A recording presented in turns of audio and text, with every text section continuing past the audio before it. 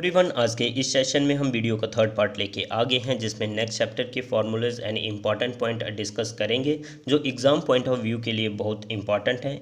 इससे पिछली दो वीडियो में पहले सभी चैप्टर्स को डिस्कस करा गया है, वो आप देख सकते हैं। So this is Amit Varma, welcome to my channel AV study circle. Video के एंड तक बने रहिए। शुरू करते हैं। Area related to circle. ये हमारे पास एक सर्कल है। O is the center of the circle, OA, OB is the radius of the circle, AB is the chord of the circle, OACB is the sector of the circle, ACB ये वाला जो portion है ये segment है circle का। Area of circle किसके equal है? Pi r square. Circumference of circle 2 pi r, इसको हम पाई डी भी लिख सकते हैं। Length of arc of a circle of angle. किसी भी सर्कल का लेंथ ऑफ आर्क कैसे निकालेंगे? जब हमें कोई भी एंगल जो है थीटा गिवन होगा, theta upon 360 into pi r square. Area of segment, इस पोर्शन को हम कैसे निकालेंगे? Area of sector minus area of triangle O A B. इसको हम दूसरे तरीके से भी निकाल सकते हैं। एरिया ऑफ सेक्टर किसके इक्वल होता है? R square pi theta upon 360 minus sine theta upon 2। ये वैल्यू तब लगाया जाएगा जब थीटा जो हमारे पास एंगल है वो 0 और 90 के बीच में हो या 90 हो। अगर थीटा की वैल्यू 90 से बड़ी है तब हम ये वाला फार्मूला लगाएंगे, r square pi theta upon 360 minus sine theta upon 2 cos theta upon 2। Area of triangle equal to 1/2 r square sine theta. Area of equilateral triangle किसके इक्वल होता है? √3/4 side square. Area of quadrant कैसे निकलेगा? 1/4 pi r square. Next हमारे पास surface area and volume. ये हमारे पास एक रेक्टेंगल है, ये लेंथ है, विड्थ और ये डायगोनल है। एरिया ऑफ रेक्टेंगल कैसे निकलेगा? Length into width. Perimeter of rectangle कैसे निकलेगा? 2 इंटू लेंथ प्लस विड्थ। और डायगोनल कैसे निकलेगा रेक्टेंगल का? Diagonal under root length square plus width square. Square area of square side square, या इसको अगर साइड गिवन नहीं होगी तो अगर हमें सिर्फ डायगोनल पता होगा तो हम 1/2 इंटू डायगोनल का स्केयर करके भी एरिया निकाल सकते हैं। Perimeter equal to 4 into side, diagonal equal to under root 2 into side. Triangle, area of triangle कैसे निकलता है? 1/2 इंटू बेस इंटू हाइट। ये बेस है और ये ट्राइंगल की हाइट है। सेमी सर्कल पेरीमीटर कैसे निकलेगा सेमी सर्कल का? Pi r plus d. R radius है, डी डायमीटर। आर इसको और करके हम ऐसे भी लिख सकते हैं, pi r plus 2r। Circumference of semicircle, इस सर्कमफ्रेंस सेमी सर्कल का कैसे निकलेगा? Pi r. और area of semicircle 1/2 pi r square. Cube जिसकी सारी साइड्स इक्वल होती हैं, लेंथ विड्थ हाइट, और हमने यहाँ पे लेंथ विड्थ हाइट को L माना हुआ है। तो बेस एरिया, ये बेस एरिया, इसका बेस एरिया कैसे निकलेगा? Side square. Vertical surface area या lateral surface area 4 into side square. Total surface area 6 into side square. Volume कैसे निकलेगा? Side cube. और डायगोनल कैसे निकलेगा क्यूब का? Under root 3 into side. Cuboid length width height, इसका बेस एरिया ऑफ क्यूबाइड कैसे निकलेगा? Length into width.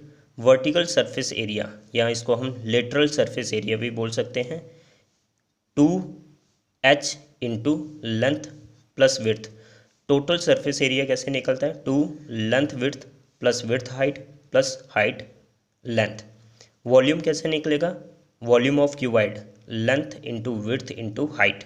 Diagonal of cuboid कैसे निकलेगा? Under root L square plus width square plus height square. Cylinder, जैसे cylinder की height है, ये radius है। बेस एरिया कैसे निकलेगा? पाई आर स्केयर, क्योंकि ये सर्कल की तरह, तो सर्कल का फार्मूला कैसे होता है? Pi r square. Curve surface area 2 pi r h. Total surface area of cylinder 2 pi r h plus are.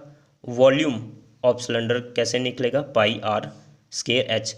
Surface area of rim, इस रिम का सरफेस एरिया कैसे निकलेगा? पाई आर स्केयर माइनस छोटा r square. Cone base area कैसे निकलेगा, pi r square. Curve surface area कैसे निकलेगा, pi r l. Total surface area कैसे निकलेगा, pi r l plus r. Volume of cone 1/3 pi r square h. Slant height, ये cone की slant height है जिसको हम एल से रिप्रेजेंट करते हैं। L square equal to h square plus r square. H क्या है, हाइट ऑफ कोन है, और आर रेडियस ऑफ कोन। इसको हम आर करके ऐसे भी लिख सकते हैं, ये 2 जब इक्वल टू के दूसरी तरफ ट्रांसपोज होगा अंडर रूट बन जाएगा स्फेयर। कर्व सरफेस एरिया और टोटल सरफेस एरिया स्फेयर के दोनों इक्वल होते हैं जिसको हम 4 पाई आर स्केयर से रिप्रेजेंट करते हैं। और वॉल्यूम ऑफ स्फेयर कैसे निकलेगा, 4/3 pi r cube. Hemisphere base area किसके इक्वल होता है, pi r square. Curve surface area 2 pi r square के इक्वल होता है। Total surface area 3 pi r square के इक्वल होता है। और volume of hemisphere 2/3 pi r cube. Frustum जिसकी शेप बकेट की तरह होती है, यहाँ पे रेडियस R1 है और यहाँ पे रेडियस R2। ये हाइट ऑफ द फ्रस्टम और ये स्लांट हाइट है। Curve surface area frustum pi L R1 plus R2। Total surface area frustum pi L R1 plus R2 plus pi R1 का square plus R2 का square. Slant height कैसे निकलेगा, H square plus R1 minus R2 का whole square. Are करके 2 यहाँ से equal to की दूसरी तरफ जाएगा तो रूट बन जाएगा। वॉल्यूम ऑफ फ्रस्टम कैसे निकलेगा, 1/3 पाई एच R1 का स्केयर प्लस R2 का square plus R1 into R2। आगे हमारा चैप्टर है स्टैटिक। इसमें हम मीन निकालेंगे 3 तरीक़ों से, एक डायरेक्ट मेथड से, एक अज्यूम्ड मीन मेथड से, और थर्ड मेथड है step division method. Direct method x bar equal to sigma F i x i into sigma F i, where summation sigma generally ये हम यूज़ करते हैं use to denote a sum of multiple term. कोई भी हमारे पास multiple term होगी उसका सम करने के लिए इस साइन को हम यूज़ करते हैं। एफ आई यहाँ पे है frequency of the given observation. X I यहाँ पे है क्लास मार्क, और class mark upper class limit plus lower class limit upon 2 करके निकलता है।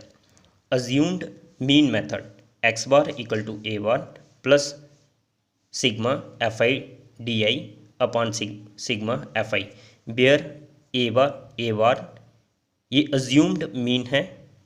डी आई यहाँ पे ये जो डी आई है कैसे निकलेगा, इसको हम डिविएशन ऑफ मीन बोलते हैं, जो एक्स आई माइनस ए।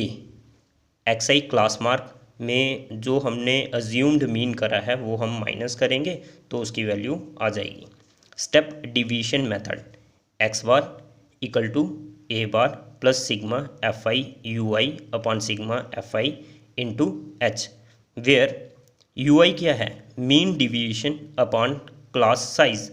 मीन डिवीजन हमारे पास क्या था, D I upon H. H क्या है हमारा, क्लास साइज है। Mode L plus F I minus F not upon two F one minus F not minus F two into H, where L हमारे पास क्या है, lower limit of the model class, H size of class interval, f1 frequency of the model class, f0 frequency of the class preceding the model class, f2 frequency of the class succeeding the model class. Preceding मतलब पीछे वाली term और succeeding का मतलब क्या है, आगे वाली टर्म। मीडियन कैसे निकलेगा, L plus N2 L plus N upon 2 minus C F upon F into H. L क्या है हमारे पास, lower limit of median class, N number of observation है, C F cumulative frequency of class preceding the median class है, C F को हम cumulative frequency बोलेंगे, F frequency of the median class है, H हमारा क्लास साइज है।